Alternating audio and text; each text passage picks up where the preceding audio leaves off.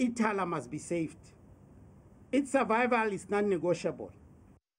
Iqembu umkhonto wesizwe lithi bese kuphele iminyaka engaphezulu kwama-20 isicelo sebhange Ithala sokuvuselela inkontileka yokusebenza sihlangabezana nembibizane. Likholwa ukuthi isinqumo esithathwe yibhange lombuso ngokusebenza kwaleli bhange sinogcopho.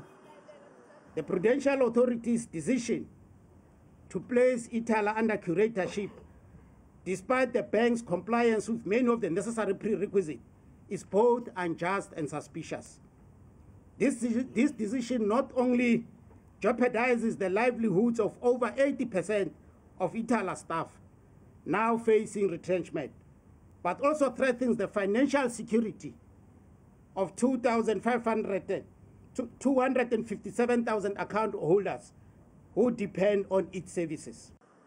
Emzamweni yalo yokutakula leli bhange, leli qembu lethembisa ukuthi lizobamba imibhikisho kuzo zonke izifundazwe. We will organize massive marches across all provinces targeting the Reserve Bank and ABSA. This is not just a provincial issue. We assert it is a national crisis that demands a united front.